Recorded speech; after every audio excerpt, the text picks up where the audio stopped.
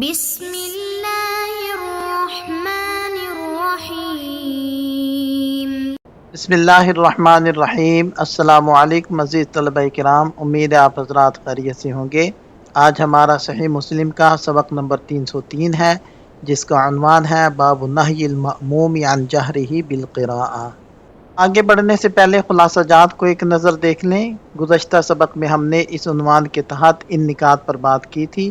آج کے سبق میں ہم اس عنوان کے تحت ان مذکورہ نکات پر بات کریں گے۔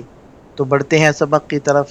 وبه قال حدثنا سعيد بن منصور وقتيبة بن سعيد كلاهما عن أبي عوانة قال سعيد حدثنا أبو عوانة عن قتادة عن زرارة بن أوفى عن عمران بن حسين قال صلى بنا رسول الله صلى الله عليه وسلم صلاة الظهر أو العصر فقال أيكم قرأ خلفي بسبح اسم ربك الأعلى فقال رجل أنا ولم أريد بها إلا الخير قال قد علمت أن بعضكم خالجنيها۔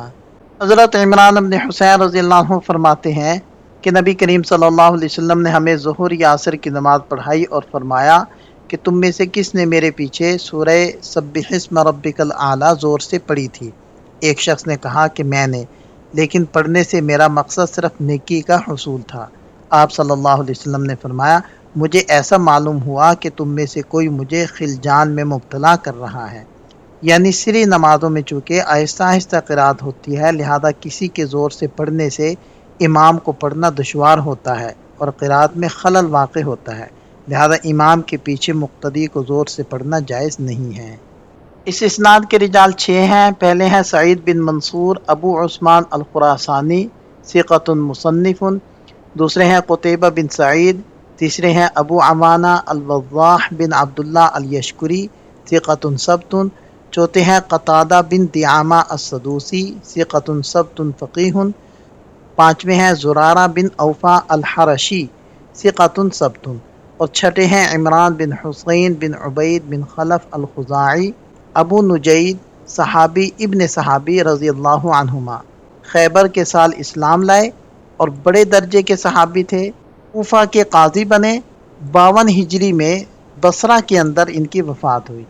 یہاں اس اسناد کے لطائف کو ذکر کیا جا رہا ہے۔ یہ امام مسلم رحمۃ اللہ علیہ کی خماسیات میں سے ہے۔ اس کے رجال سے ستہ کے رجال ہیں اور قتادہ سے بصری راویوں کا تسلسل ہے، اور اس میں تابعی سے روایت کر رہے ہیں، یعنی قتادہ حضرت زرارہ سے روایت کر رہے ہیں، اور یہ دونوں حضرات تابعین میں سے ہیں، اور اس میں قتادہ مدلسین میں سے ہیں۔ بقیہ اس کی ساری بحث آگے تفصیل سے آ رہی ہے۔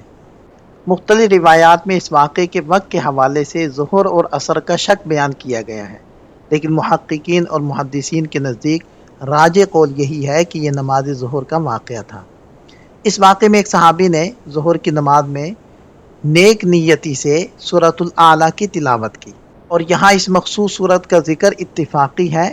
اصل شرعی اصول یہ ہے کہ امام کے پیچھے کسی بھی قسم کی قرات کی ممانعت ہے، چاہے نماز جہری ہو یا سری۔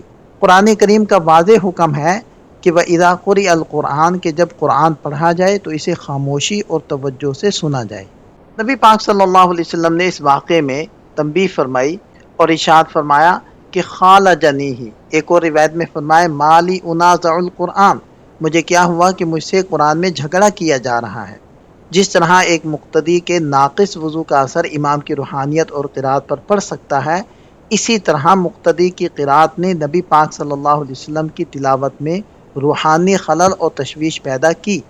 اسی کو آپ علیہ السلام نے منازعہ، تخلیط اور التباس سے تعبیر فرمایا، اور آپ علیہ السلام کا یہ فرمانا کہ تم مجھ سے قرات چھین رہے ہو، دراصل براہ راست یہ کہنے سے کہ میرے پیچھے مت تلاوت کیا کرو، کہیں زیادہ بلیغ، صریح اور سخت ممانعت کو ظاہر کرتا ہے۔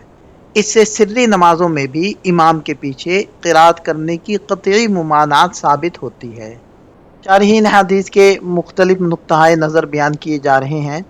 علامہ نووی رحمہ اللہ کا موقف یہ ہے کہ نبی پاک صلی اللہ علیہ وسلم کی ناراضگی محض قرات پر نہیں بلکہ مقتدی کی آواز بلند ہونے پر تھی، لیکن علامہ شبیر احمد عثمانی رحمہ اللہ اس موقف کو رد کرتے ہوئے کہتے ہیں کہ احادیث میں استعمال ہونے والے الفاظ منازعہ اور خالجنیہا آواز بلند کرنے کے مفہوم کو شامل ہی نہیں، ممانعت کی اصل وجہ محض پڑھنا تھی، اور یہ بات بھی عقلاً بعید ہے کہ سری نماز میں کوئی مقتدی اتنی بلند آواز سے پڑھے کہ تصادم پیدا ہو۔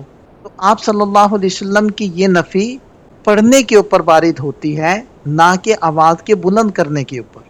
یہاں ایک اور اہم نقطہ سند کے اعتبار سے بیان کیا جا رہا ہے کہ اس حدیث کی ایک سند میں راوی قتادہ زرارہ سے عن کے ساتھ روایت کرتے ہیں۔ چونکہ قتادہ ایک مدلس راوی ہیں، اس لیے ان کا عنعنہ محدثین کے ہاں معتبر نہیں مانا جاتا۔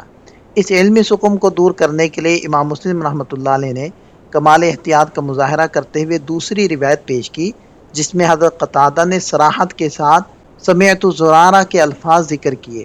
اس طرح تدلیس کا شبہ مکمل ختم ہو گیا۔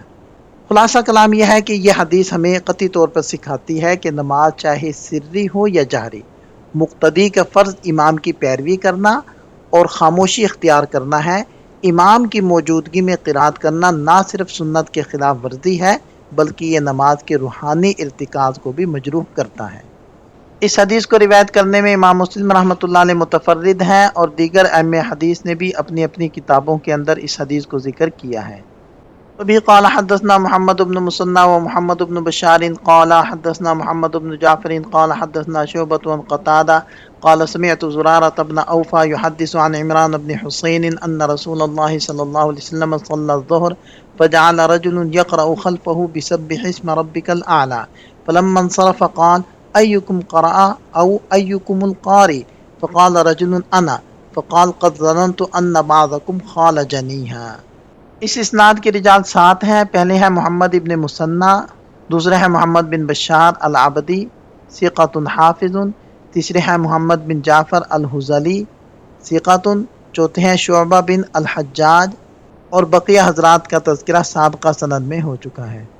وبه قال حدثنا ابو بکر بن ابی شیبہ قال حدثنا اسماعیل بن علیہ قال وحدثنا محمد بن مسنہ قال حدثنا ابن ابی عدی کلاہما عن سعید بن ابی عروبہ عن قتادة بهذا الاسناد ان رسول اللہ صلی اللہ علیہ وسلم صلی الظہر وقال قد علمت ان بعضکم خالجنیها۔ ترجمہ واضح ہے۔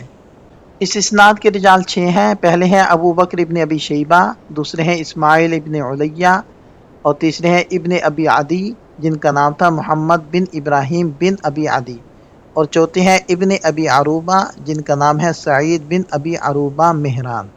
یہاں ان احادیث سے حاصل ہونے والے چند فوائد اور نکات کو ذکر کیا جا رہا ہے۔ یہاں ہمارا سبق مکمل ہو جاتا ہے۔ ایک نظر خلاصے کو دیکھ لیں۔ یہ سبق سے متعلق چند سوالات ہیں، ان کے جواب تحریر کریں۔ ملتے ہیں نئے سبق کے ساتھ۔ اللہ تعالی ہم سب کا حامی و ناصر ہو۔ دعاؤں میں یاد رکھیے گا۔ السلام علیکم۔